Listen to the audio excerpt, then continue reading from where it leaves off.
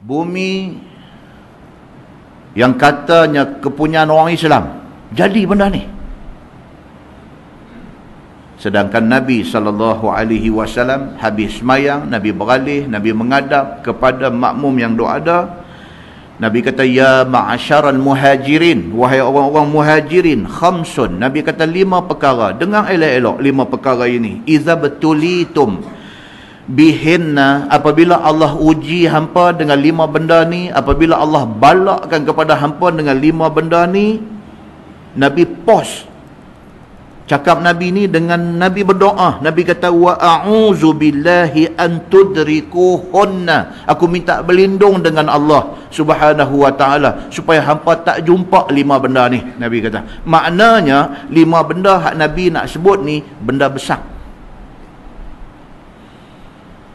Kemudian Nabi sebut, Nabi kata yang pertama, lam tazharul fahishatu fi qaumin qat hatta yu'linu biha. Tidak zahir satu benda keji di dalam masyarakat, bahkan masyarakat itu mengiklankannya, melakukannya secara obvious, seterang-terang dibuat benda yang dipanggilkan fahsya, benda yang dipanggilkan fahisyah, benda keji. Zina dilakukan secara terang-terang.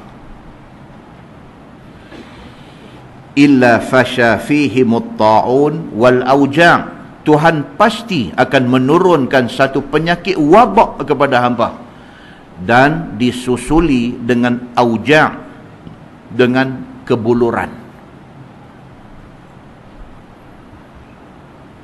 Allati lam takun madat fi aslafihim allazina madaw. Nabi kata yang wabak itu, yang keadaan yang menyakitkan itu tidak pernah kena kepada mana-mana umat sebelum mereka. Tuan-tuan, nak kata zaman tu bidang perubatan tak cukup maju, maka mereka tak tahu, ataupun penyakit tu memang tak ada zaman tu, wallahu a'lam, hanya Tuhan yang tahu. Zaman kita hari ini dia mai segala macam penyakit. Tadi sahabat saya, pejabat agama Penang, telefon duk sembang. Dia kata rumah kita ni masa kita kecil-kecil dulu, tahun 60-an dulu, tikuih ni bukan tak ada. Bahkan tikuih ni boleh tengok kot dalam rumah, lari kot kabinet dapur, pi balik tikuih mondok besar kucing ni. Bukan tak ada dulu, tapi tak pernah dengar pula penyakit kena kencing tikuih. Tikuih ni bukan satu makhluk yang Tuhan baru bagi jadi. Menatang lama dah ada, tapi tak pernah dengar penyakit orang kena kencing tikuih. Tapi hari ni tuan-tuan, bukan di rumah, pi berkelah di waterfall, boleh buat balik mai penyakit kencing tikuih. Fikir ke logik akal dengan ayak terjun duk turun mai daripada bukit, dan ayak tu bukan duk bertakung sengap, duk berjalan deras. Tak mungkin ayak tu boleh duk simpan kencing tikuih. Yang budak-budak pi mandi, pi camping boleh kena penyakit kencing tikuih. Tak mungkin. Tapi hari ni budak-budak pi PLKN boleh kena, budak-budak pi berkelah di waterfall boleh kena. Apa penjelasan kepada fenomena ini? Kalau tidak, balak daripada Allah Subhanahu wa ta'ala yang disebut oleh Nabi SAW. Muslimin dan muslimat yang dirahmati Allah sekalian, Nabi SAW kata penyakit wabak itu allati lam takun madat fi aslafihim allazina madaw. Penyakit itu adalah penyakit yang umat dulu tak pernah jumpa, tak pernah kena. Ampa nanti kena, Nabi kata. Muslimin dan muslimat yang dirahmati Allah sekalian, dia melarat pergi sampai ke bumi Al-Haramain, bumi tanah suci Mekah Madinah, sudah kena MERS-CoV, sudah masuk Ebola, yang semua penyakit ni adalah wabak dan malapetaka. Sabda Nabi SAW, walam yanqusul mikyal wal mizan illa ukhidhu bisinin wa shiddatil maunah wa jawri sultan alaihim. Nabi kata yang kedua, jaga-jaga jangan sampai hampa jumpa dengan benda ni. Dan aku doa kepada Allah, mudah-mudahan hampa yang doa ada depan aku ni, Nabi kata hampa tak jumpa benda ni. Apa dia? Yang kedua, walam yanqusul mikyal wal mizan. Jangan sampai ada golongan menyaga yang dalam perniagaan mereka ni, mereka cuba untuk kecoh, untuk tipu al-mikyal wal mizan, sukat dan timbang. Jangan sampai wujud di zaman hampa orang yang menyaga nak tipu, nak kecoh, nak untung tak banyak mana. Nak pelari timbangan 1 gram, 2 gram, 5 gram, 1 tay, 2 tay, nak pelari banyak tu tak padan dengan bala Tuhan nak mai, tak padan dengan neraka yang nak kena masuk. Nabi kata hati-hati dengan masalah ini. Masalah apa? Masalah orang menyaga nak kecoh. Bila buat menyaga nak tipu. Apa bentuk menyaga sekalipun, duk fikir nak tipu macam mana. Muslimin dan muslimat yang dirahmati Allah sekalian, kalau berlaku masyarakat peniaga yang otak fikir nak menipu, hak jual buah cara buah, hak jual makan cara makan, hak jual kereta cara kereta, hak jual meh perak cara meh perak, apa benda dia jual pun otak duk fikir nak tipu macam mana supaya cepat kaya. Bila berlaku keadaan macam ni, Nabi kata illa ukhidhu bisinin, melainkan Allah Subhanahu wa taala akan buat mai kemarau panjang. Wasyiddatil maunah, dan Allah Subhanahu wa taala akan buat mai kesempitan hidup. Hidup jadi sempit. Hidup jadi tak selesa. Duit sudah jatuh nilai. Kalau dulu ada RM50, masuk supermarket boleh bawa balik 1 troli barang. Hari ni bawa RM100, bawa keluar sebelah tangan aja bawa. Keadaan sudah jadi macam tu. Hari ni tuan-tuan sembang dengan orang menyaga, semua satu nada ya cerita, menyaga drop. Orang buka supermarket gaduh, menyaga drop. Orang buka kedai makan gaduh, menyaga drop. Orang ada dusun buah-buahan gaduh, buah-buahan tak jadi, menyaga drop. Orang jual kereta gaduh, kereta tak boleh nak jual, menyaga drop. Jual kereta baru pun tak rancak macam dulu, jual kereta second hand terus tak boleh jalan. Everywhere, sana sini kita pergi, sembang dengan orang menyaga, semua duk cerita yang sama. Dia kata dulu saya punya menyaga 1 kedai, hari ni 5 kedai baru boleh dapat macam dulu punya menyaga 1 kedai. Orang bercakap macam tu. Itu di pihak orang menyaga. Di pihak orang yang nak pergi beli pun sama. Duk bunyi apa dia? Mahal, barang lo ni mahal. Pergi makan di kedai makan, is kata aku ambil nasi ayam buah dalca bagi lebih. Tengok-tengok mereka kira RM6.8. Kawan yang dengar kata tak apa, terus pergi beli terus pergi makan di kedai, pergi beli barang di market balik masak. Pergi beli di market balik masak, jatuh 1 kepala RM10. Baru dia tahu pasal apa? Oh, pasal rupa-rupanya barang mahal. Harga ayam naik, harga daging naik, harga sayur naik. Muslimin dan muslimat yang dirahmati Allah sekalian, Nabi SAW kata, apabila timbul perkara yang kedua tadi, orang menyaga mula nak menipu, Allah Subhanahu wa taala akan buat mai balak dalam bentuk wasyiddatil maunah, hidup jadi susah. Orang yang menipu pun tak kaya mana, orang yang membeli pun susah. wa jawri sultan alaihim. Dan lagi satu, kalau sekiranya berlaku penipuan di dalam perniagaan, Allah Subhanahu wa taala akan takdirkan pemerintah yang memerintah negeri jahat. Orang yang jadi pemerintah, orang yang diamanahkan untuk jadi pemimpin, jahat. Jahat maksudnya apa? Dia fikir dia selfish. Dia fikir diri dia. Dia fikir dia nak buat duit. Dia fikir dia nak grab apa opportunity yang ada. Dia fikir dia nak sambang mana-mana peluang yang ada. Dia duk fikir macam tu. Sedangkan apa yang dia pegang amanah.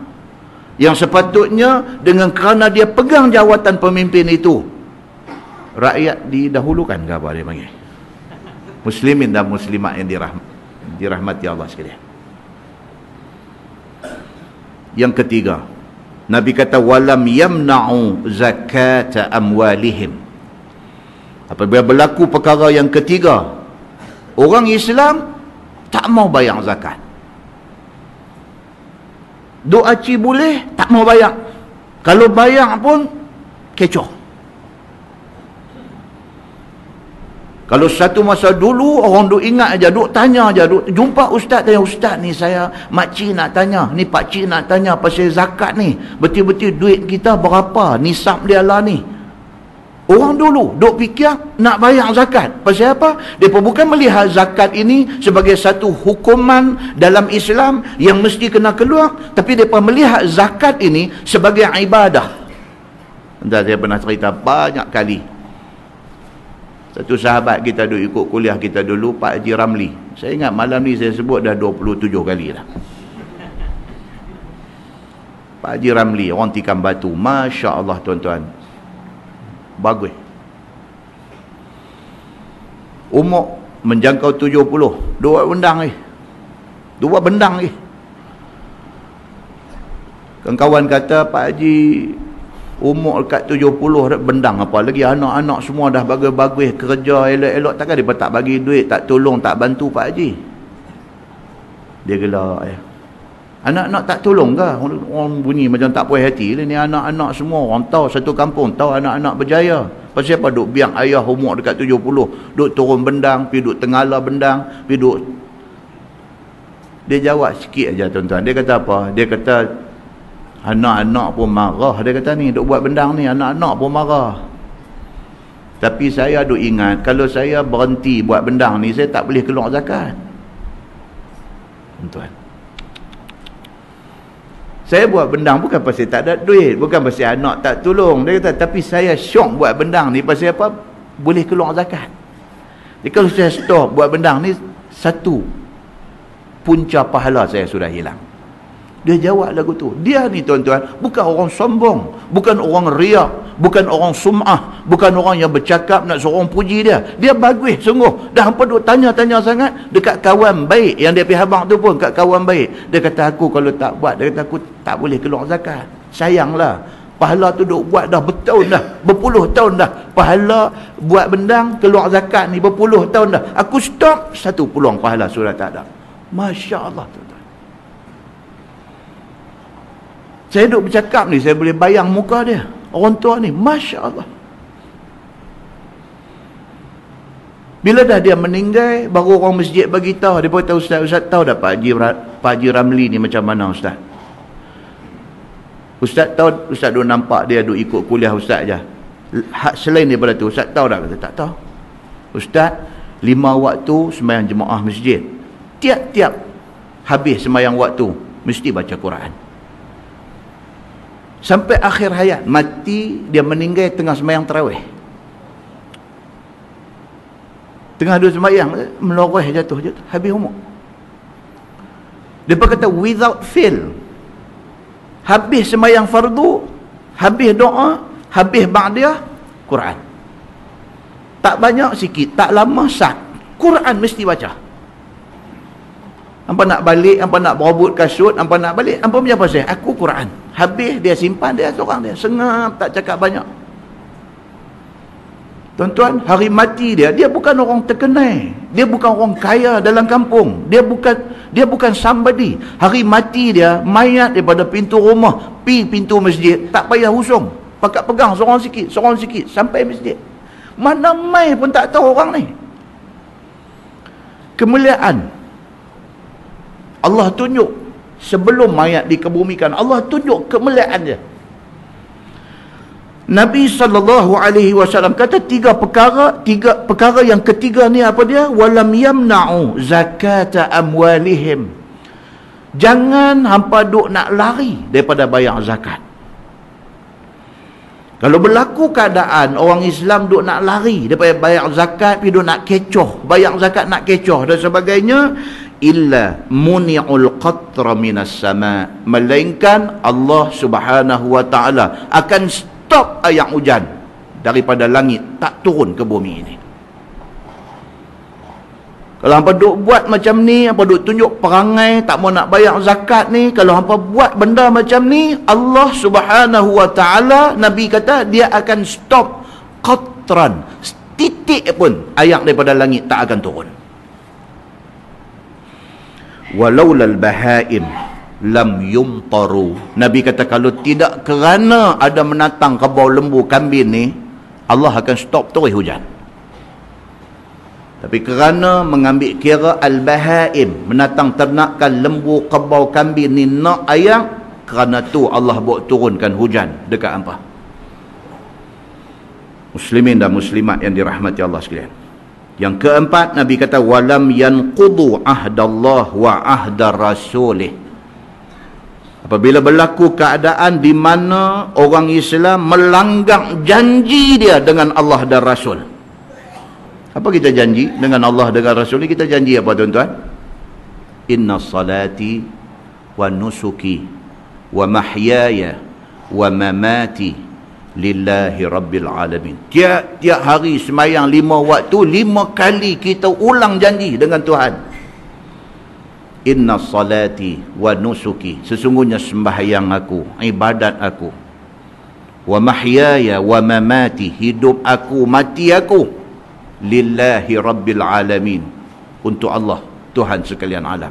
Betulkah kita jadikan seluruh ibadat kita, seluruh sembahyang puasa kita, seluruh kerja buat kita, semua ni kita buat kerana Allah? Betul ke tak betul? Kita jawab dengan Allah.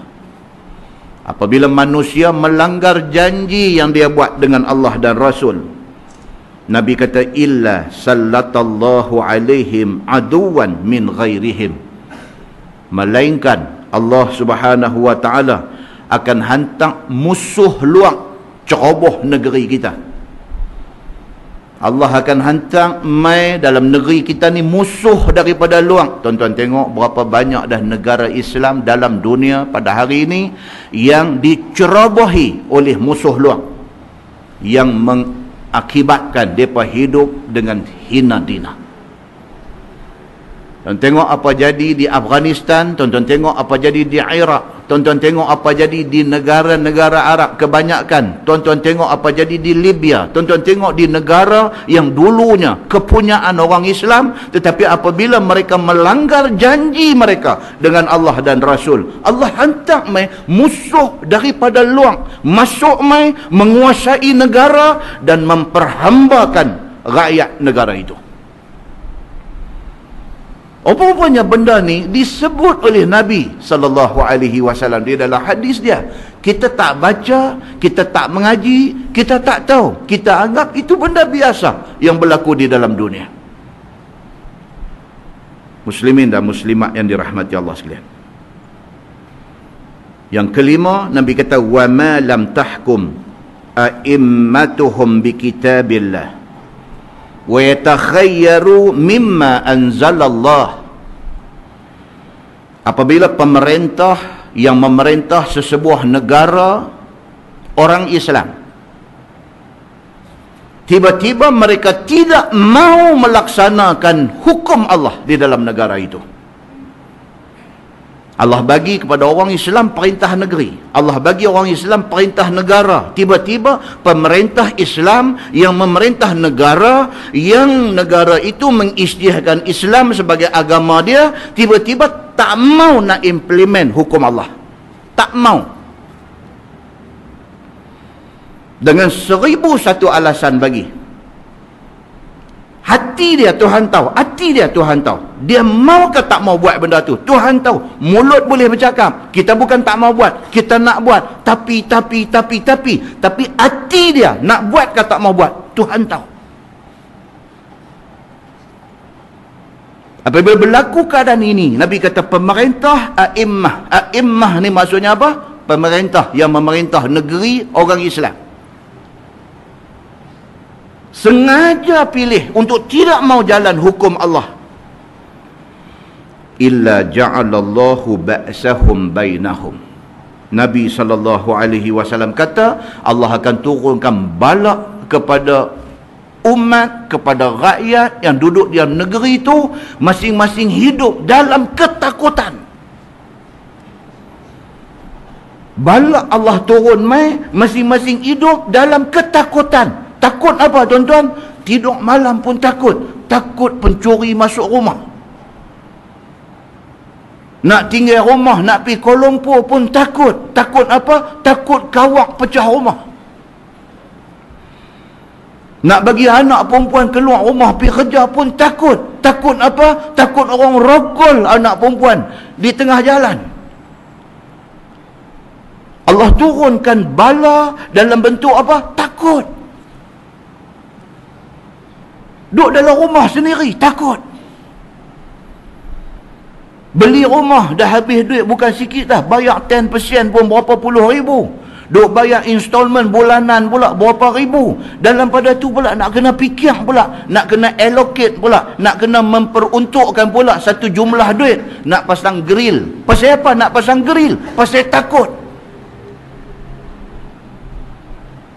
Hari ini kalau ada projek perumahan buat, dia beritahu kata projek perumahan ini gated community. Satu community yang ada guard, ada pagang, ada guard jaga. Berebut pakat pergi nak beli. Pasal apa? Pasal takut.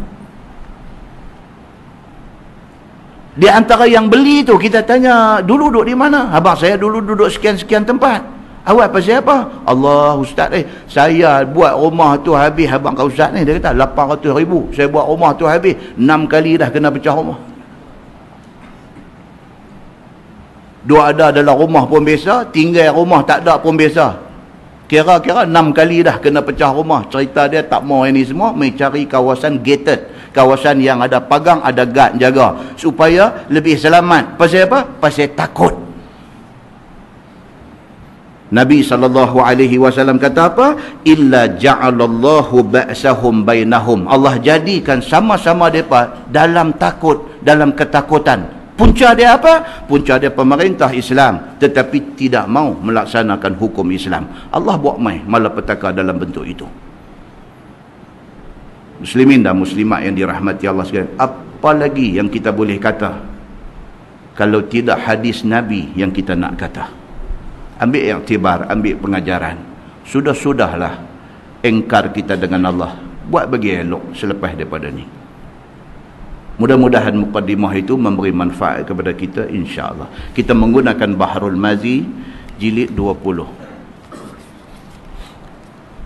Bahrul Mazi jilid 20, muka surat 23. Muka surat 23 dia kata bab ma jaa fi taghyiril asma', iaitu bab yang datang pada menyatakan hadis yang menunjukkan atas sayogia ubah nama yang huduh dengan nama yang bagus dan terpuji pada syarak. Tajuk malam ni.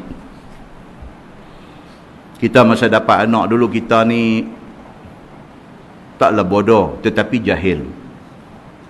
Jahil dengan bodoh tu samalah. Tapi bila sebut bodoh berasa telinga lagu peang. Bila sebut jahil ni berasa okey sikit lah. Saya memang dulu jahil sikit. Kita kata dah, bukan jahil dulu, hang bodoh. Bodoh dengan jahil tu sama.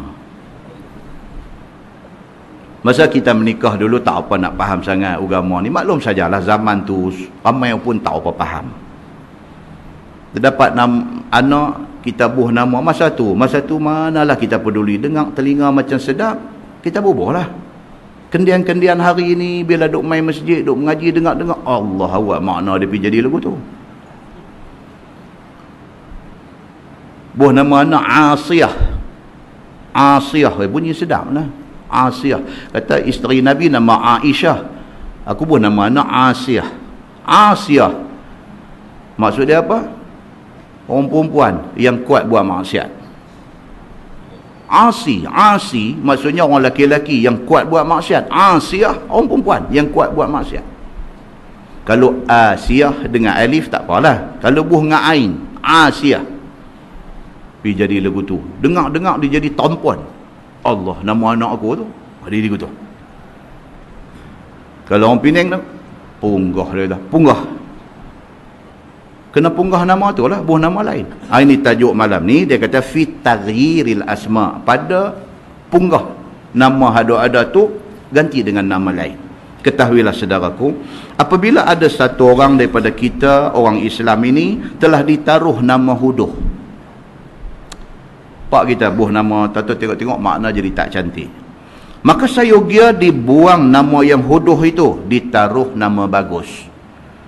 Dia kata, sayogia ni maksud dia apa tuan-tuan? Ni bahasa orang dulu sayogia. Sayogia ni kalau terjemah cara moden sikit ni maksud dia apa? Sewajarnya. Itu maksud sayogia, sewajarnya. Jadi kalau nama tu nama huduh, tata kendian hari tahu, sewajarnya ditukar nama itu. Begitu.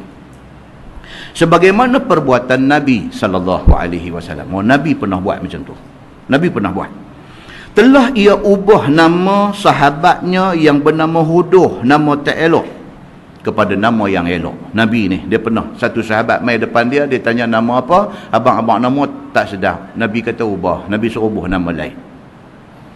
Maka bermula kenyataan Nabi SAW memperbuat yang demikian itu tersebut di dalam hadis yang dikeluarkan oleh At-Tirmizi. Dia kata jadi benda ni ada direkodkan di dalam hadis perbuatan Nabi ini. Dengan kata dia, Ani bin Umar radhiyallahu anhuma anna Nabiy sallallahu alaihi wasallam ghayyara isma Asiyah juga dia bawa di sini. Dia kata ghayyara isma Asiyah wa qala anti jamilah. Nabi kata. Diriwayatkan daripada satu sahabat Nabi sallallahu alaihi wasallam, nama dia Abdullah bin Umar bin Al-Khattab radhiyallahu anhuma. Anak Sidina Umar riwayat hadis ni. Kata dia, Nabi SAW telah ubah ia akan satu orang perempuan yang bernama Asiyah. Maka sabda Nabi SAW, telah aku namai akan kamu dengan nama Jamilah.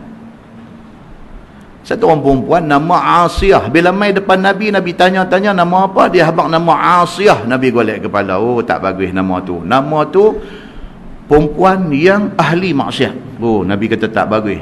Nabi kata dekat dia apa? Nabi kata anti jamilah. Nabi kata nama hang mula pada hari ini Jamilah. Jamilah maksudnya apa? Cantik. Nabi kata. Nabi ubah. Kata At-Tirmizi, ini hadis hasan lagi gharib. Baik.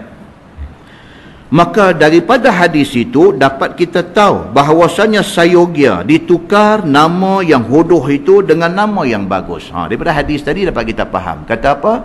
Sewajarnya buat macam tu. Kalau anak kita dah terbubuh nama yang kemudiannya dapat tahu kata tak bagus, sewajarnya tukang. Dia kata. Pasal apa dia kata sewajarnya? Maksudnya perintah tukang itu tidak wajib. Tidak wajib. Kan keturunan Nabi Muhammad SAW sendiri ada salah seorang daripada ancestor Nabi, daripada nenek moyang Nabi, nama Kilab. Tidak betul? Ada nama Kilab. Semalam kita baca di Taman Krian. Semalam Muhammad bin Abdullah bin Abdul Muttalib, dia naik, ada jumpa seorang nama Kilab. Kilab ni maksud apa tuan-tuan? Anjing. Kalbun. Kap lamba. Kalbun ni anjing. Kilab maksudnya anjing-anjing. Tak cantik tu kan? Tapi mereka zaman jahiliah. Tapi apa pun tak cantik lah nama tu. Biasalah dalam masyarakat terbubuh nama yang kemudiannya nama tak cantik kan? Bukan setakat tak cantik dari segi makna. Kadang-kadang apa benda buah nama ni? Muaz bin Jabal. Jabal makna apa? Bukit. Bukit ni takkan bukit buah nama orang. Tuan-tuan dapat anak suruh bubuh nama Jabal bin Ahmad. Bukit. Punya banyak pilihan nama dia, pergi bubuh bukit tu pasal apa? Padan dengan bukit mentajam, pakai bukit, sudahlah. Kan? Tapi tak kira lah, masa kita bubuh tu kita tak apa nak peduli tentang benda ni. Maka lahirlah nama-nama yang macam tu. Maka dia kata apa? Sewajarnya. Bila kita dah tahu kata tak elok, ditukar kepada yang lebih elok. Begitu. Dan telah datang satu hadis di dalam Bukhari. Ini hadis Bukhari. So kita baca ni hadis At-Tirmizi. Dia ambil daripada Bukhari. Syekh Idris Al-Marbawi kata ada satu hadis di dalam Bukhari menunjukkannya demikian itu, iaitu kata dia an Sa'id bin Al-Musayyab. Hadis ini daripada Sa'id bin Al-Musayyab. Dia ni siapa? Dia ni tabi'in. Dia bukan sahabat Nabi, dia tabi'in. Dia tak dan jumpa Nabi, dia cuma dan jumpa sahabat Nabi. Siapa Sa'id bin Al-Musayyab ni siapa? Dia menantu Abu Hurairah. Kan dia ada cerita Abu Hurairah ni anak segak, anak comel, orang pakat duk masuk main nak meminang apa, sampailah kepada anak orang kenamaan masuk main nak meminang. Abu Hurairah tak mau bagi. Dia pergi bagi dekat Sa'id bin Al-Musayyab. Sedangkan Sa'id bin Al-Musayyab ni miskin susah pada masa tu, tapi Abu Hurairah bagi ke dia. Dia ni. Hadis ni dia kata daripada Sa'id bin Al-Musayyab. Dia kata anna jaddahu haznan qadima 'ala an-nabi sallallahu alaihi wasallam. Faqala an-nabi sallallahu alaihi wasallam, "Masmuk?" Qala ismi Haznan. Qala an-nabi sallallahu alaihi wasallam, "Bal anta sahlun." Qala ma ana bi mughayyirin isman sammanihi. Qala Ibn al-Musayyab, fama zalati fima al-huzunah ba'du. Itu hadisnya, hadis riwayat Al-Bukhari. Dia kata diriwayatkan daripada Sa'id bin Al-Musayyab. Dia ni pun ada satu cerita. Sa'id bin Al-Musayyab ni cerita, bukan hadis, satu cerita. Kononnya dia sendiri tak bagi orang panggil nama bapa dia Al-Musayyab. Dia ni Sa'id bin Al-Musayyab. Sampai hari ni kalau tuan-tuan buka kitab hadis, kalau hadis tu ada baris, dia akan buah baris Al-Musayyab. Tapi katanya di kalangan sebahagian ulama hadis, walaupun dikekalkan baris nama bapa dia Al-Musayyab, dia pun suruh bubuh Al-Musayyib. Pasal apa? Pasal Al-Musayyab itu maknanya orang yang diasingkan. Jadi makna tak cantik. Jadi Sa'id bin Al-Musayyab ni dia minta kepada orang ramai, terutamanya anak murid dia. Dia kata, jangan panggil bapa aku dengan nama Al-Musayyab, tetapi panggillah Sa'id bin Al-Musayyib, dia kata. Pasal apa? Kalau hampa bantah, hampa nak panggil juga bapa aku Al-Musayyab, aku takut esok hampa diasingkan oleh Allah. Dia kata begitu. Makna kata dia nak suruh orang jangan panggil Al-Musayyab. Pasal makna tu dia tak mahu. Ada satu cerita tentang dia ni. Baik. Tapi hadis yang kita duk baca ni, hadis Bukhari ni bukan nak cerita yang tu. Cerita pasal Tok Wan dia. Kata dia apa? Diriwayatkan daripada Sa'id bin Al-Musayyib. Katanya bahawasanya nenek dia satu orang daripada sahabat Nabi SAW. Nama nenek dia Hazan radhiyallahu an. Tok Wan dia ni nama Hazan. Zainun Hazan. Tuan-tuan ingat balik tahun yang Nabi kehilangan Khadijah. Lepas itu Nabi kehilangan pak penakan dia.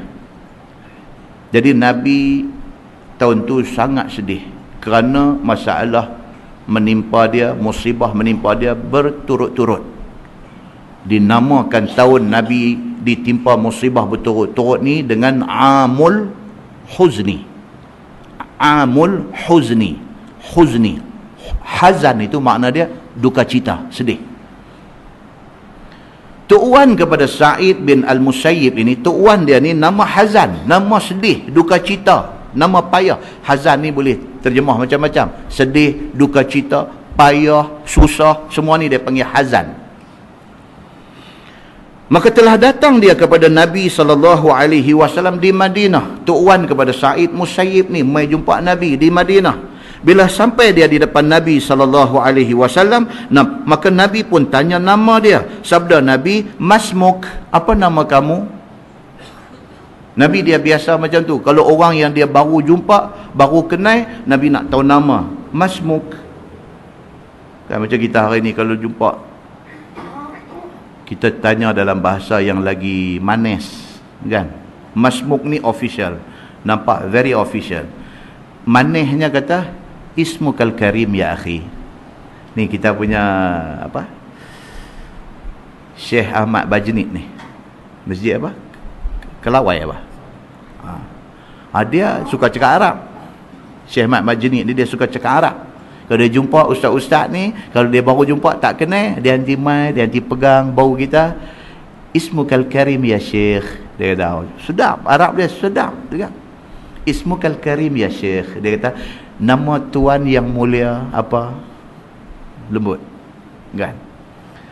Rupanya itu sunnah Nabi SAW.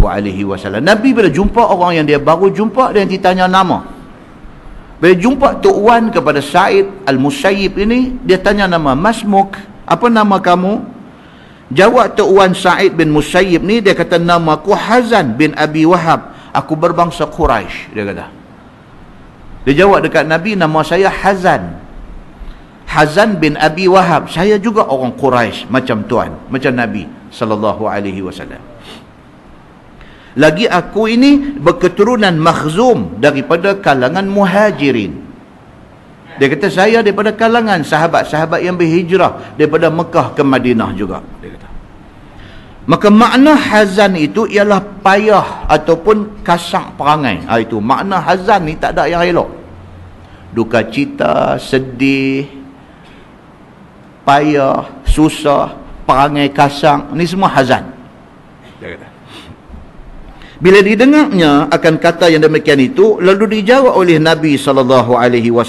Sabda Nabi, tidak sayogia nama kamu demikian itu. Bahkan engkau bernama Sahlun. Nabi kata. Nabi kata tak sedap nama Hazan ni. Apa nama sedih, duka cita, perangai huduh, perangai kasar ni tak mau. Nabi kata tukang. Nama Sahal. Sin, ha, lam, ha bulat. Sahlun. Sahal. Kan sahabat Nabi ada nama Sahal. Sahal bin Sa'ad.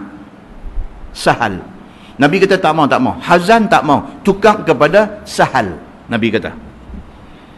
Ertinya ialah mudah. Sahlun, mudah. Ataupun maksud Sahal itu ialah baik perangai. Bagus perangai. Maka kata nenekku, kata Sa'id bin Musayyib, dia kata, Tok Wan dia kata balik dekat Nabi, dia kata tiada aku ubah nama yang telah diberikan kepada aku. Bengkang orang tua ni rupanya. Nabi suruh dia tukar nama, siap dengan Nabi propose satu nama baik dekat dia, dia tak mau nama tu. Dia kata dekat Nabi SAW, dia kata, ma ana bi mughayyir isman sammanihi. Dia kata dah. Nama ni pak aku bagus punya, susah payah cari, nak tukang. Tak, dia kata aku tidak akan tukang nama yang telah diberikan oleh bapa aku dulu. Kan senang tuan-tuan nak cari kaki macam ni. Nabi kata lagu tu, dia boleh lawan balik. Dia kata aku tak mau tukang, aku nak pakai nama ni juga. Dia berapa lama dah orang duk kenal aku nama Hazan, tahu-tahu esok nak tukang jadi Sahal. Ni semua cerita nak jadi payah. Nak kena pi JPN, Jabatan Pendaftaran, mau nak kena pi, ni semua cerita lemah leceh. Dia kata aku nak pakai nama ni juga. Dia kata aku tu. Adakah Jabatan Pendaftaran masa tu? Kan? Maka kata Ibnul Musayyib, dengan sebab telah diturut oleh datuknya akan sabda, dengan sebab tidak diturut oleh datuknya akan sabda Nabi SAW itu, maka jadilah sentiasa payah dan susah perangai dan kehidupan datuk aku. Nah, ambil pada muka hang. Dan kerana Nabi ubah nama dia daripada nama Hazan kepada Sahal, daripada nama yang tak elok kepada nama yang elok, dia tak mau ikut cakap Nabi. Kata Sa'id bin Al-Musayyib, cucu dia kata apa? Dengan kerana dia bantah apa yang Nabi suruh, seingat-ingat aku seumur hidup Tok Wan aku susah, dia kata. Muslimin dan muslimat yang dirahmati Allah sekalian, kata Qastallani di dalam Irsyadus Sari, dan pada hadis itu menunjukkan bahawasanya mengubah nama yang keji kepada nama yang tidak keji, dia kata atas jalan tegah, bahkan atas jalan ikhtiar. Dia kata ubah tu bukan maksudnya wajib, tetapi itu satu option, satu ikhtiar, satu pilihan. Pasal apa? Pasal Nabi apabila hazan ni, bila Tok Wan Sa'id bin Musayyib tak mau tukang, Nabi tak buat apa kat dia, Nabi tak ikut suka hang lah. Maknanya itu tidak wajib, itu pilihan hang. Nabi mencadangkan yang baik. Kalau hang ikut, bagus. Kalau tak mau ikut, hang punya pasal. Macam kita hari ni lah, kita nak main masjid, kita ajak kawan-kawan kita. Kita malam ni jomlah Ustaz Samsuri Masjid Jelutong. Dia kata dia mana ada dah kuliah Masjid Jelutong, kata dia mana ada dah upah lama dah dia tak main. Padahal dia tak main. Mana ada, dia kata aku ingat last dia main dulu bulan 1 ke apa, dia kata. Banyak cantik bulan 1, bulan 4 aku main. Kan? Tapi kawan tak mau main. Bila tak mau main, dia pusing kot tu lah. Dia kata tak ada dah, mana ada dah, dia tak main dah yang Masjid Jelutong ni. Tak mau main. Kita boleh propose, kita boleh cadangkan dekat dia suruh main. Kalau dia tak mau main, kita bukan boleh buat apa kat dia. Tak apalah, tak mau main tak apalah, aku nak pergi, kata. Lagu tu lah sama macam tukang nama ni. Bukan boleh pergi duk paksa orang, bukan boleh pergi duk ambil pisau bori tengkor dia hampi Jabatan Pendaftaran hari ni juga. Tak ada ke orang tahu apa nak jadi. Tak ada, ikut suka dia. Dia tak mau tukang, dia punya pasal. Muslimin dan muslimat yang dirahmati Allah sekalian, dia kata apa? Bahkan itu adalah jalan ikhtiar, jalan diberi option. Nak tukang tak apa, tak mau tukang pun tak apa. Kalau tukang bagus, kalau tak tukang tak apa bagus. Macam tu aja. Maka harus menamakan laki-laki yang keji dengan nama yang elok. Harus, bukan wajib, harus. Boleh kalau nak tukang. Dan nama yang fasik dengan nama yang soleh. Boleh, dia kata. Kerana Nabi SAW tidak melazimkan. Apa maksud tidak melazimkan? Tidak mewajibkan. Nabi tidak mewajibkan kepada hazan itu untuk ubah nama dia. Nabi tak wajibkan dia tukang. Nabi mencadangkan kepada dia suruh tukang. Tak kala ia enggan daripada mengubahnya, tidak ada tindakan pada dia. Maka jikalau adalah ia lazim, tentulah tiada ikrarkan atas katanya, tiada aku ubah dengan nama yang ditaruhkan oleh bapa aku. Kalau benda tu Nabi paksa, wajib, sudah tentulah hazan tidak akan kata macam tu dekat Nabi. Dia kata. Bab, dia kata majaa fi asma'in Nabi sallallahu alaihi wasallam. Ni pula dia nak main satu tajuk, dia kata tentang nama-nama Nabi sallallahu alaihi wasallam. Nabi Muhammad ni pun nama banyak. Itu bab yang datang pada menyatakan hadis yang menunjukkan atas ada beberapa nama bagi Nabi kita, Nabi Muhammad sallallahu alaihi wasallam. Ketahuilah saudaraku, adalah bagi Nabi kita, Nabi Muhammad sallallahu alaihi wasallam itu ada beberapa banyak nama, dia kata. Iaitu lebih daripada 400 nama. Tu dia ambil. 400 nama ada kat Nabi ni. Panggil nama apa pun menyut semua. Kan? 400 nama. Dan telah dinakal oleh Ibnul Arabi, ada bagi Nabi itu 1000 nama. Pula dah 400 pun cukup dah, banyak dah tu. Dia kata 1000 dah ada nama Nabi. Betul tak tahu. Kan? Kadang-kadang kita ni kadang nak ajak orang buat baik, nak encourage orang suruh buat baik, jangan sampai bohong orang. Nampak tak? Duk lahir hadis-hadis maudhu' ni, hadis-hadis palsu dan sebagainya ni, tujuan baik setengahnya. Tujuan baik. Tujuan apa? Tujuan dia nak motivate orang, dia nak encourage orang, dia nak suruh orang tu buat benda baik. Dia pergi pembohong orang. Tak baguslah macam tu. Bulan puasa itu saya pergi semayang satu masjid, semayang tarawih, ada satu tazkirah ustaz tu, duk habang dalam tazkirah dia. Dia kata Imam Malik, Imam mazhab Maliki, Imam Malik dia kata sembahyang malam 1000 rakaat. Berbelalak biji mata kita dengar 1000 rakaat. Saya balik, anak duk tanya atas kereta. Anak tanya, ayah betul ke Imam Malik semayang 1000 rakaat? Saya tanya balik, pasal apa? Mereka buat calculation lah. Budak-budak lah ni, mereka otak, mereka matematik. Mereka kata, ayah, kalaulah kita semayang sunat 2 rakaat, berapa minit? Katalah kita semayang sunat 2 rakaat, katalah 4 minit. Katalah. Kalau 1000 rakaat, kali dengan 4 minit, berapa minit? 4000 minit. 4000 minit, bahagi dengan 60 minit sejam, jadi apa? Cuba kira tengok. 66 jam. Satu. Yang kedua, Imam Malik, takkan dia semayang laju macam kita? Imam Malik, bukan macam kita, nama Malik ni. Imam Malik, tuan-tuan, bukan macam Malik. Imam Malik, dia imam hadis. Orang panggil dia ni alim Madinah. Kalau dia alim Madinah, tulis kitab Al-Muwatta, kitab hadis Al-Muwatta, dia takkan tak jumpa hadis yang Nabi kata sembahyang malam yang paling baik itu ialah sembahyang yang tulul qunut. Sembahyang malam yang baik ialah sembahyang yang lama masa berdirinya.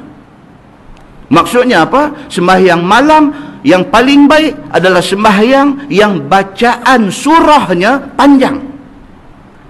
Bukan bilangan rakaat banyak itu baik, tetapi lamanya berdiri di dalam sembahyang itu yang baik untuk sembahyang malam. Maknanya kalau cara kita ni, cara-cara kita lebay kampung ni, 2 rakaat kita buat 4 minit, Imam Malik tak akan buat 2 rakaat 4 minit. Dia mesti lagi panjang daripada tu. Habis tu dia nak pakai berapa minit untuk 1000 rakaat. Kalau kira berdasarkan 4 minit, 2 rakaat 4 minit, sudah jadi 66 jam. Sehari pun ada 24 jam saja. 3 hari 3 malam dia duduk sembahyang tak berhenti. Apa punya cerita hang bawa mai atas masjid ni? Jadi kepada ustaz-ustaz ni, berhati-hati. Kalau nak pemohong orang pun jangan teruk sangat. Sampai tak masuk akal punya cerita. Tazkirah Ramadan. Dia nak suruh orang sembahyang malam, tapi dia pemohong orang dengan satu benda yang tak masuk akal. Abang pula, dia kata, tuan-tuan tahu, dia kata, Sayyidatina Aisyah, dia kata, ni dalam tazkirah ni, bulan Ramadan dia khatam Quran 60 kali. Dia kata, Masya Allah, saya kata 2 kali dah aku gulung sejadah punggai pergi saya lagi saja. Pasal apa tuan-tuan? Bila duk buat cerita macam tu, audiens yang dengar ni, dia satu dia kena tipu, yang kedua dia hilang respect dekat ustaz ni. Dia kata puak-puak ustaz ni lagu ni duk main pemohong orang, dia kata. Tuan-tuan, kalau sebulan Aisyah khatam Quran 60 kali, bermakna sehari 2 kali khatam. Sehari 2 kali khatam, Aisyah tak buat apa lah. Tu pun tak dan habis. Nu yang Nabi kata, kam min qari'in, berapa ramai orang yang baca Quran, wal Quranu yal'anu, sedangkan Quran duk laknat dia. Pasal apa? Orang baca Quran tapi Quran laknat dia. Pasal apa? Pasal dia baca Quran, dia tidak meraih hak-hak makhraj, huruf yang dia duk baca. Panjang pendek dia tak jaga. Pasal apa? Pasal dia duk ligan nak khatam Quran. Takkan Aisyah nak buat kerja macam tu. Jangan kita cemari nama Ummul Mukminin Aisyah radhiyallahu anha, manusia mulia yang sangat dikasihi oleh Nabi sallallahu alaihi wasallam, dengan buat cerita yang ditempelkan kepada Aisyah, satu cerita dusta yang macam tu. Nampak tak benda kita nak beritahu ni? Jangan macam tu, tak baik. Salah kita di depan Allah Subhanahu wa taala. Muslimin dan muslimat yang dirahmati Allah sekalian. Baik, kata dia Nabi ada 400 nama dan ada kata Nabi ada 1000 nama. Wallahu alam, yang ni betul tak betul. Baik, maka banyak nama itu menunjukkan atas sangat-sangat mulianya orang yang mempunyai nama itu. Bila orang bagi nama banyak ni, dia kata makna itu orang bagus. Kadang-kadang nama orang bagi berdasarkan perangai dia. Perangai dia macam mana, dia pemurah, bagi nama yang sesuai dengan pemurah. Dia ni akhlak dia terpuji, sopan santun, orang panggil dia dengan nama yang sesuai dengan kesopanan dia dan sebagainya. Maka banyak nama menunjukkan mulia dia, begitu. Macam Nabi orang panggil Muhammad Al-Amin masa dia kecil. Al-Amin, satu nama lagi bagi dekat Nabi. Maksud dia apa? Amanah. Daripada halus, daripada kecil, amanah. Saya pernah jumpa dengan adik Tok Guru Nik Aziz. Nama dia Nik Razin. Bukan Nik Radhi. Ada seorang lagi, Nik Razin. Masa saya duduk kerja sekolah dulu, duduk pergi kursus di Kuala Lumpur, di Curriculum Center Kuala Lumpur. Saya represent Penang, dia represent Selangor. Masa tu dia duduk mengajar di sekolah teknik Ceras ke apa agak. Ustaz Nik Razin ni. Sembang, selingannya ni. Sembang dia. Saya kena duduk satu group discussion dengan dia. Sajalah kita pun dah duduk tepi adik kepada orang baik-baik. Adik dia pun baik juga. Tapi abang dia lagi baik. Saya pun tanya dia. Saya tahu Ustaz. Saya kata Tok Guru Nik Aziz ni dia macam mana? Oh, dia kata dia lain. Dia lain. Dia tak suka kita. Maksudnya? Oh, dia... Kira dia kata penatlah kalau nak ajuk Kelantan terus ni, penatlah, tak boleh kita ditakat 2-3 patah boleh lah, duk ajuk lama sangat lagi tak baca kitab lah. Kan dia kata apa, dia kata dia tak suka kami semua. Macam sikit masuk balik, tak suka dia kata. Kami ni kalau cik, dia panggil cik, mak ni panggil cik, kalau cik suruh pergi kedai, dia kata pergi beli apa-apa barang, kita ni biasalah pergi kedai tu menyinggah tahun tu, kawan tengok sikit singgah sembang. Oh dia dak, dia kata dia kalau mak suruh pergi beli apa, beli yang tu balik. Oh dia jenis tu, daripada dia kecil-kecil, dia Tok Guru Nik Aziz ni, dia daripada dia very straightforward, dia orang jujur, dia orang bagus. Adik dia cerita, kita pun dengar sikit jadilah cerita kan, bukan nak duk tanya dia sampai, kita nak dengar sikit daripada adik dia. Maknanya dia ni memang bagus lah, beranak mai dah bagus dah. Kan? Bukan senang nak ada orang yang macam-macam ni. Muslimin dan muslimat yang dirahmati Allah. Ini ke pula Nabi Muhammad sallallahu alaihi wasallam. Oh tak tahulah tuan-tuan. Jadi orang bagi nama ni berdasarkan orang tengok dia bagus, buh nama jadi banyak. Nama Nabi Muhammad sallallahu alaihi wasallam. Ada yang masyhur dan ada pula yang tidak masyhur. Dia kata ada yang semua orang tahu, well known. Dia sebut ni Muhammad Al-Amin. Semua orang tahu, well known. Ada yang tidak popular. Dia kata setengah daripada nama yang masyhur itu ada tersebut di dalam hadis Nabi sallallahu alaihi wasallam. Hadis riwayat At-Tirmizi. Kata dia an Mut'im. Mut'im itu nama sahabat tu Mut'im. Jangan baca an Mat'am, dia jadi kantin. Mat'am kantin kan, jadi tempat makan. Mut'im, dia kata an Mut'im qala Rasulullah sallallahu alaihi wasallam inna li asma'an ana Muhammad wa ana Ahmad. Itu Nabi kata. Diriwayatkan daripada satu sahabat Nabi sallallahu alaihi wasallam, nama dia Mut'im bin Adi bin Naufal radhiyallahu anhu. Kata dia sabda Nabi sallallahu alaihi wasallam bahwasanya ada bagiku, Nabi kata bagi aku ada beberapa nama, akulah Muhammad dan akulah Ahmad. Kan dalam Quran pun ada waktu Tuhan sebut Muhammadun Rasulullah wallazina ma'ahu wa semua. Ada ayat yang Tuhan sebut ismuhu Ahmad. Muhammad pun refer kepada Nabi, Ahmad pun refer kepada Nabi. Allah sendiri dalam Quran biasa sebut nama Nabi dua nama, Muhammad dan Ahmad.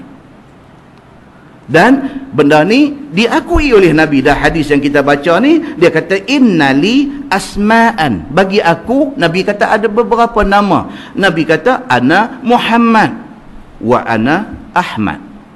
Muhammad pun aku, Ahmad pun aku. Nabi kata begitu. Masalah nama Nabi kita dengan nama Muhammad itu apa sebabnya? Dia kata Qastalani di dalam Al-Muwahib Al-Ladunniyah, dan sesungguhnya telah dinamai Allah akan Nabi kita Muhammad sallallahu alaihi wasallam dengan beberapa nama yang banyak dalam Quran yang mulia dan lainnya daripada kitab-kitab yang turun dari langit.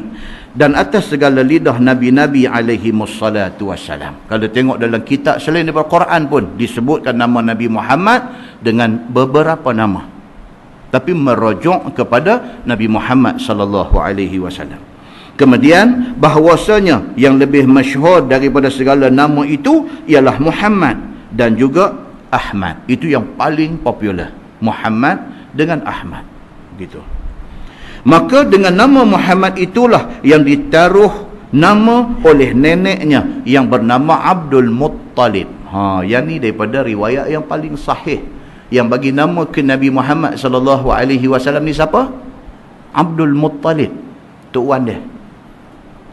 Kan kita baca dalam buku teks sekolah kata mak dia waktu mengandung Nabi Muhammad duduk atas katil tu, nampak orang pakai jubah putih mai, jumpa apa tu lagu duk buka buku pula duk tunjuk dekat Aminah ni, tunjuk Aminah pun tengok duk tunjuk ni buah nama ni anak esok ni Muhammad. Duk abang kat kita cerita tu macam-macam kita duk dengar kan, tapi masalahnya hadis tak pernah jumpa. Tapi cerita ni kira semeriuh bakat cerita macam tu. Rupa-rupanya dia kata apa? Yang bagi nama kepada Nabi Muhammad sallallahu alaihi wasallam itu ialah Abdul Muttalib. Muttalib baca dia lagu tu, bukan Muttalib. Muttalib, ta tu ada syaddah. Tok wan dia Abdul Muttalib. Dia kata. Baik, kata dia sebab dinamakan yang demikian itu kerana telah ditanya orang baginya. Tok wan ni bila nak dapat cucu ni, Allahu akbar, seronok. Kita boleh sembang lah kita tak ada cucu lagi kan, tapi ni cerita orang nak dapat cucu ni seronok. Orang mai jumpa Abdul Muttalib, dia ni orang bangsawan, orang besar, orang kaya, orang kenamaan dalam kalangan Quraisy. Abdul Muttalib ini dia bila orang tahu kata dia nak dapat cucu, ada orang pergi buat ringan mulut, pergi duk bersembang dengan Abdul Muttalib. Dia tanya dia kata Abdul Muttalib kata nak dapat cucu, kalau dapat cucu esok nak buah nama apa? Macam tu cerita dia. Kerana ditanya orang kepada Abdul Muttalib, apa engkau taruh nama cucu engkau itu? Orang pergi tanya.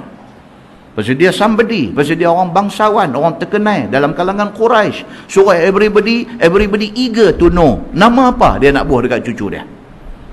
Macam zaman gila lah ni lah, duk kalut ni artis ni nak beranak esok nak buah nama apa, hang fikir nama anak hang sudah lah. Duk kalut nak tahu ni artis ni nak dapat anak laki ke perempuan ke, kalau laki nak buah nama apa, dia pergi buat raplah dengan kawan tu. Kalau pergi fikir tentang anak orang bagus-bagus nak buah nama apa, ada satu manfaat, satu faedah kan. Tu bukan beletiang, tu nak marah dia panggil kan. Dia kata orang tanya dia, esok dapat cucu nak buah nama apa? Jawab Abdul Muttalib, aku taruh akan dia nama Muhammad. Dia kata Abdul Muttalib, orang nak jadi pemimpin ni tuan-tuan, dia kena firm. Orang yang nak jadi pemimpin ni, di antara kriteria yang kena ada kepada orang yang nak jadi pemimpin ni ialah dia kena firm. Firm maksudnya apa? Yang ni masalah bahasa Inggeris, kita tak boleh nak terjemah. Firm ni maksudnya apa? Tegas pun boleh juga, tapi tegas ni bunyi cengeng sangat. Firm ni bukanlah cengeng sangat. Firm, tegas campur steady. Dia kata tu. Firm ni maksud dia tegas tapi steady. Bukan tegas sampai orang tak boleh main sembang. Tegas tapi steady. Anytime orang nak decision, boleh buat decision. Itu ketegasan. Tapi kalau decision dia yang dia buat tu, orang main satu pihak pula, kata bos, kalau dia boleh dengar. Itu kata firm. Dia boleh dengar apa yang orang ni nak kata. Second opinion, third opinion, dia boleh dengar, bincang balik, and then hasilkan lagi satu. Firm. Abdul Muttalib, dia sebagai pimpinan Quraisy, orang besar dalam masyarakat Quraisy, dia firm. Orang tanya dia, ni esok kau dapat cucu nak bagi nama apa? Muhammad. Steady dia. Maka dikata orang, bagaimana pula engkau taruh nama dengan satu nama yang tidak pernah ditaruh akan dia oleh seseorang? Rupanya nama Muhammad ni tak ada satu pun pernah dipakai oleh orang Arab pada masa tu. Lah ni Muhammad semua lah ni Kan Muhammad cuma sambung satu lagi itu macam-macam. Muhammad Arif, Muhammad.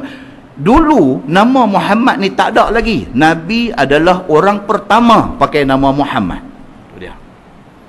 Bila Abdul Muttalib kata, aku nak bagi nama cucu aku esok nama Muhammad. Orang yang dengar, nama sedap tapi tak pernah romboh nama ni.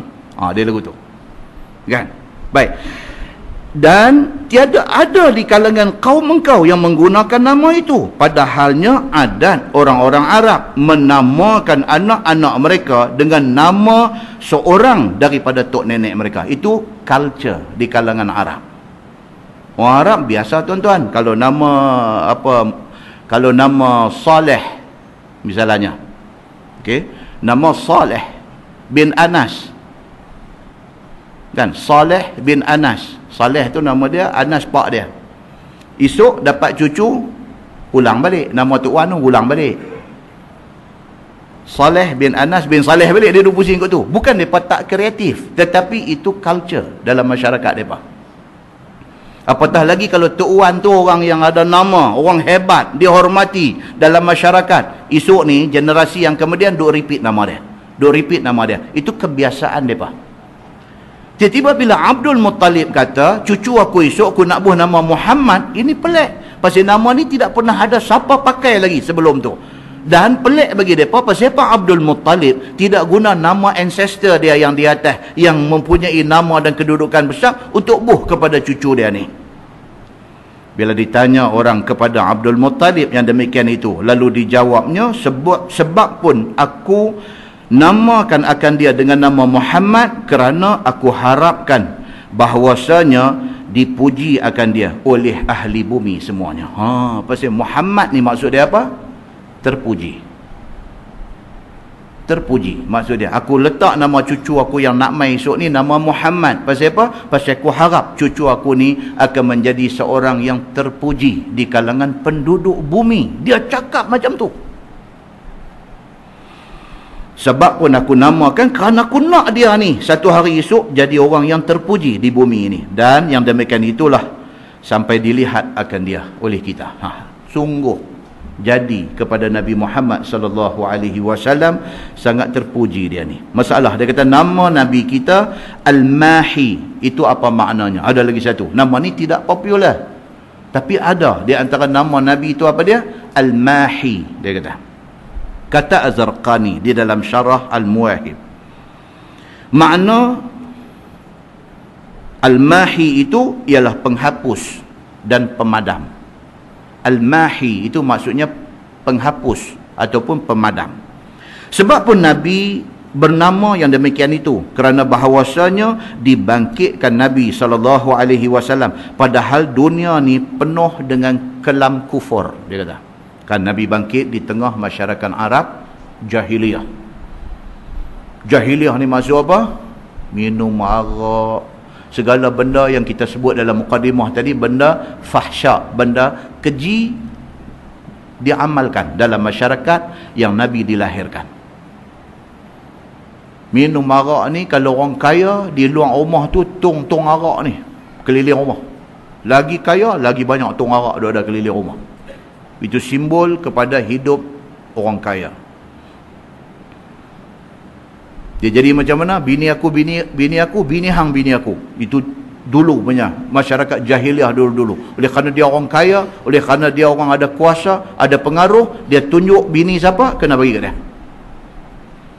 Nabi dibangkitkan dalam keadaan masyarakat yang macam tu. Dia kata. Maka didatangkan Allah akan Nabi Muhammad sallallahu alaihi wasallam dengan nur yang menerangi dunia ini. Bila mai Nabi Muhammad sallallahu alaihi wasallam, seolah-olah dunia gelap ni cahaya mai. Dia jadi macam tu. Sehinggalah hapus dan hilang kekufuran daripada negeri Makkah itu. Dan juga di seluruh benua Arab dan sekelilingnya. Dan adalah makna hapus itu ialah umum dengan makna menang dan juga maju. Itu sebab Nabi dipanggil Al-Mahi. Bila Nabi mai, dia bawa mai cahaya kepada dunia yang penuh kegelapan dan dia menghapuskan segala kemungkaran. Maka dipanggil Nabi ni dengan nama Al-Mahi, orang yang menghapuskan segala benda tak elok, supaya dikalahkan agama yang ada semuanya. Bila Nabi SAW mai, agama sembah authan dia panggil, sembah berhala ni semua habis. Nabi SAW bawa Islam, Islam kemudiannya diterima. Kita cerita macam mana Nabi masa mula-mula di Mekah, orang tak mau, adik-beradik dia buang dia, masyarakat Arab Mekah semua tak mau kat dia. Hijrah ke Madinah, daripada Madinah Nabi buat comeback balik ke Mekah, berlaku pembukaan kota Mekah. Pada hari pembukaan kota Mekah, segala pembesar-pembesar Arab Quraisy yang selama ni bukan saja tak ikut Nabi, tak boleh dengar nama Nabi. Bila Nabi masuk dalam Mekah pada hari pembukaan kota Mekah tahun 8 Hijrah, Nabi masuk balik dalam kota Mekah tu, semua mai surrender di depan Nabi. Nabi suruh panggil ni kepala-kepala Quraisy yang selama ni duk buat tahanan dekat dia masa zaman dia duduk di Mekah dulu. Nabi panggil semua mai duduk di depan, termasuk Abu Sufyan yang kita dah cerita 2-3 kuliah dah ni. Abu Sufyan bin Harb mai sekali duduk di depan Nabi. Nabi tanya mereka, Nabi kata agak-agak hampa, apa aku nak buat kat hampa? Ini dia panggil soalan sengai. Soalan sengai, dengar sengai. Dia nak buat apa ni? Dia nak pancung kita ke? Dia nak bunuh kita ke? Dia nak buat apa kat kita? Mereka jawab balik dekat Nabi. Mereka kata, ya Muhammad, engkau orang baik-baik, anak kepada orang yang baik-baik. Kami pasti engkau tidak akan buat melainkan benda yang baik-baik. Tahu pula mereka nak jack Nabi. Nabi kata apa? Nabi kata, hampa dibebaskan, pilah. Tak ada satu tindakan dekat mereka. Wahai, apa yang mereka tak buat dekat Nabi. Semalam kita baca hadis cerita tentang awal Islam. Nabi duduk semayang di tepi Al-Bait, di tepi Kaabah. Abu Jahal dengan geng dia duduk tengok. Abu Jahal terus bagi satu offer kepada orang ada. Abu Jahal kata, siapa anak jantan, pi ambil perut unta tu, unta yang baru sembelih kemarin ni, perut unta busuk tu ambil, pi lungguk di atas katifai, di atas dua belikat Nabi. Pi, siapa anak jantan pi buat. Bangkit ashqal qaum, kata hadis Muslim. Bangkit satu orang yang paling jahat daripada geng ada ni. Hak paling samsing ni. Dia bangkit, dia kata aku buat. Dia pergi pegang perut unta busuk, pi lungguk atas belakang Nabi. Lepas tu depa pakat gelak sama-sama depa. Hadis cerita in detail. Pakat gelak sama-sama mereka. Pada muka, aku nak tengok sangat Muhammad kena macam ni. Pakat duk gelak. Nabi melamakan sujud dia tak bangkit. Atas belakang orang buruh ni dia tak bangkit, dia duk sujud. Satu sahabat tengok benda ni. Sahabat ni berkata-kata dalam hati, dia kata, kalaulah aku ada kedarat, aku ada kemampuan, pasti aku akan pergi buang benda yang mereka lungguk atas tengkok Nabi ni. Tapi apakan daya, aku tak ada kekuatan. Aku boleh sedih dalam hati tengok orang buat ke Nabi macam tu. Satu orang pergi habaq dekat Fatimah, anak Nabi yang ketika itu masih Juwairiyah, hadis kata, masih budak perempuan kecil lagi. Orang pergi habaq kat dia, orang buat dekat Pak Hang Pak Hang duk semayang, depa lungguk perut unta atas belakang. Fatimah tak nak cakap banyak, kecil lagi. Dia keluar dia pergi ambil, dia buang daripada belakang pak dia, dia beralih dekat Abu Jahal, dia maki Abu Jahal dengan geng-geng Abu Jahal ni. Bila dah Fatimah ambil buang, Nabi bangkit, teruskan sembahyang dia. Nabi angkat tangan doa, Allahumma alaika bi Quraisy, Allahumma alaika bi Quraisy, Allahumma alaika bi Quraisy. Ya Allah, binasakan Quraisy. Bangsa Nabi sendiri, Nabi minta Allah binasakan. Pasal apa? Pasal kesabaran Nabi sudah sampai limit. 3 kali Nabi sebut macam tu, pucat muka Abu Jahal. Nabi sambung doa dia. Nabi kata, Allahumma alaika bi Abi Jahlin. Dia sebut nama. Ya Allah, binasakan Abu Jahal. Binasakan, dia sebut 7 nama. Kata rawi hadis tu apa dia? Bila berlaku perang Badar, ke-7 nama yang Nabi sebut itu mati di dalam perang Badar, dan mayat mereka diseret seperti bangkai, dibuang ke dalam qalib, ke dalam lubang yang digali untuk kambuh mayat-mayat kepala musyrikin Makkah ini. Muslimin dan muslimat yang dirahmati Allah, macam tu punya mereka buat dekat Nabi. Hak mana duk ada ni semua ada jasa, ada saham buat naya Nabi. Bila Nabi masuk dalam Mekah, Nabi tanya mereka, agak-agak apa aku nak buat dekat hangpa? Mereka kata, Muhammad, hang orang baik, anak orang baik-baik, tentu hang ambil tindakan yang baik. Nabi kata, hangpa bebas. Dengan kerana tu berduyun-duyun masuk Islam. Muslimin dan muslimat yang dirahmati Allah sekalian. Ini cerita bukan habuan dengar, habuan balik nak tidur duk kodek-kodek kaki lena. Tapi ini cerita kita dengar, kita balik nak ambil iktibar, nak fikir betapa hebatnya dakwah yang dibawa oleh Nabi sallallahu alaihi wasallam. Baik, sabda Nabi sallallahu alaihi wasallam lagi, wa anal hashir. Sambung hadis tu dia kata wa anal hashir allazi yuhsyarun nas ala qadami. Nabi kata, dan aku orang yang bernama Hashir, yakni maksudnya pengumpul. Kan mahsyar, padang mahsyar. Mahsyar ni maksudnya apa? Tempat berkumpul. Hashir maksudnya apa? Pengumpul, orang yang kerja kumpul. Nabi kata aku juga dipanggil Al-Hashir, iaitu pengumpul, yang mengumpul orang-orang pada waktu bangun aku di atas kaki aku. Nabi kata aku bila dibangkitkan sebagai Nabi esok, aku himpun orang menjadi satu agama, iaitu agama Islam, agama Allah Subhanahu wa taala. Ana Hashir, dia kata. Dengan sebab zahir segala alamat kumpulan itu, ataupun makna mengumpulkan orang itu ialah mengiringi bangkit jadi nabiku pada satu hari nanti. Sampailah kepada mahsyar esok ni, siapa ikut Nabi dia akan ada dengan Nabi di sana nanti, insya-Allah.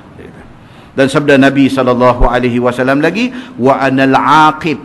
Ini juga nama Nabi, wa anal aqib allazi laisa ba'di nabi. Dan aku juga adalah aqib, yakni orang yang akhir, yang tidak ada lagi yang akhir daripada aku. Nabi last.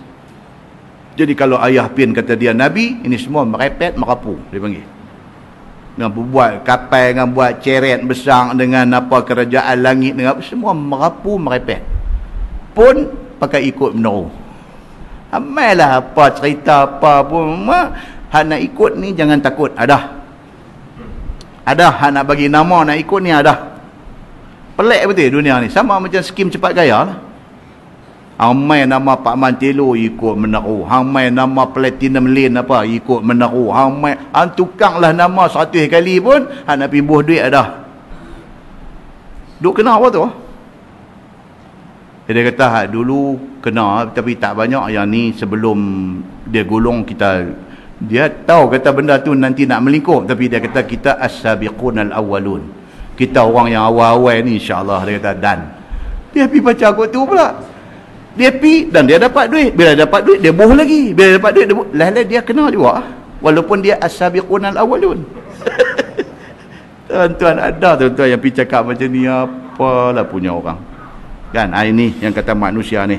Dan kata At-Tirmizi, bermula ini hadis hasan lagi sahih. Dan pada bab ini ada riwayat daripada Huzaifah bin Al-Yaman radhiyallahu anhu. Wallahu a'lam. Lepas ni insya-Allah tajuk yang akan datang ialah fi karahiyatil jam'i baina ismin Nabi sallallahu alaihi wasallam wa kunyatihi.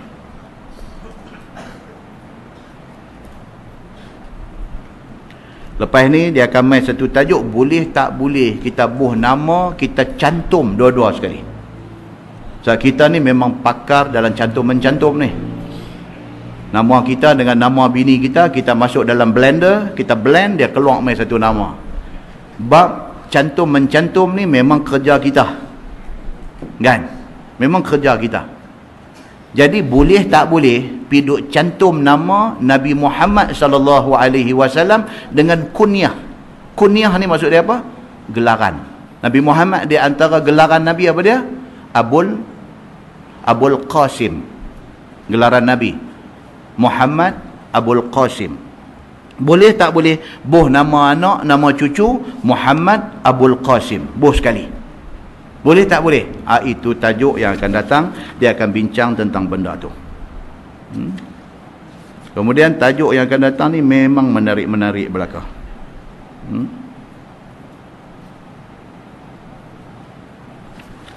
Lepas tu dia mai lagi cerita tentang bab inna minasy-syi'ri hikmah. Dia nak mai cerita pasal syair, pasal Yahanana. Dia mai cerita pasal syair. Syair Yahanana apa-apa semua ni, itu jenis syair. Syair gurindam, pantun saja apa semua ni dia panggil syair. Baik.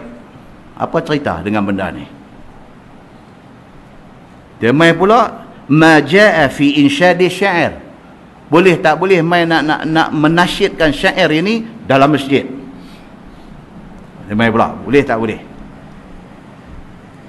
Lepas tu sat lagi boleh masuk lagi. Boleh tak boleh sambil dia bersyair tu sambil dengan apa? Ding kan. Boleh tak boleh? Dari segi hadisnya kita nak tengok macam mana. Suspend juga ni tajuk ni. Kan? Suspend juga. Tapi kita nak kena tahu betulnya macam mana? Betulnya boleh ke tak boleh ke? Kalau tak baca, kita duduk dengar ada orang kata boleh, ada orang kata tak boleh. Kita baca, kita tahu betul-betul boleh ke tak boleh. Syair itu sendiri boleh ke tak boleh?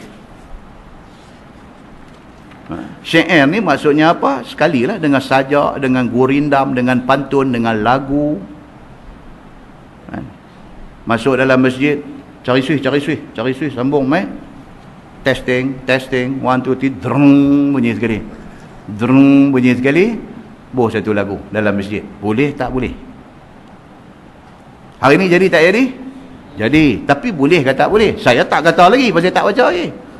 Saya tak kata lagi, boleh pun tak kata, tak boleh pun tak kata. Kita baca baru kita tahu. Pasal apa? Pasal kita nak tahu benda ni dari sudut ilmu, dari sudut hadis Nabi macam mana. Tak mau orang kata ni, orang kata lagu ni, tak mau. Kata-kata ni aku tak mau. Aku nak tahu Nabi kata apa, boleh ke tak boleh. Kalau ditakdirkan kata boleh, cantik. Kuliah kita bulan depan bawa mai satu penjuru ni. Kan? Kalau kata tak boleh, ini masalah nanti mai. Kita nak macam mana ni, aku duk turun pi dah ni, aku duk ni macam mana. Tapi saya tak kata lagi sampai lah ni, boleh pun tak kata, tak boleh pun tak kata. InsyaAllah panjang umur kita baca, kita nanti tahu boleh ke tak boleh. Okey. Dari segi Nabi sendiri, Nabi pernah ke pergi duduk solo dalam masjid? Pernah tak? Tak tahulah, tak baca lagi. Baik, zaman Nabi, adakah tak ada orang main nak bersyair apa semua atas masjid, Nabi bagi green light? Adakah tak ada? Ni tajuk yang akan datang ni, dia nak main lah ni, tajuk ni dia nak main. Sabang sah. Kita insyaAllah kita akan tengok, kita akan jumpa bukan hadis dia sahaja, tetapi syarah hadis itu. Apa kata dia? Minta bagi sihat, bagi panjang umur, bagi dan baca. Kalau nak jadi apa pun dan baca dulu. Kita tangguh dengan tasbih kafarah dan suratul Asr. Subhanakallahumma bihamdika asyhadu an la ilaha illa anta astaghfiruka. Bismillahirrahmanirrahim. Wal 'asr innal insana إلا الذين آمنوا وعملوا الصالحات وتواصوا بالحق. اللهم صل على محمد في الأولين والآخرين وسلم ورضي الله تبارك وتعالى عن ساداتنا أصحاب سيدنا رسول الله أجمعين. بسم الله الرحمن الرحيم. الحمد لله رب العالمين حمدا يوافي نعمه ويكافئ مزيده. يا ربنا لك الحمد كما ينبغي لجلال وجهك الكريم وعظيم سلطانك. رضينا بالله ربا وبالإسلام دينا وبمحمد نبيا ورسولا. اللهم افتح علينا فتوح العارفين وارزقنا فهم النبيين بجاه خاتم المرسلين. اللهم فقهنا في الدين وعلمنا التأويل واهدنا صراطك المستقيم. اللهم أرنا الحق حقا وارزقنا اتباعه وأرنا الباطل باطلا وارزقنا اجتنابه. اللهم اجعل جمعنا جمعا مرحوما وتفرقنا من بعده تفرقا معصوما. وصلى الله على محمد وعلى آله وصحبه وسلم والحمد لله رب العالمين. السلام عليكم. بسم الله.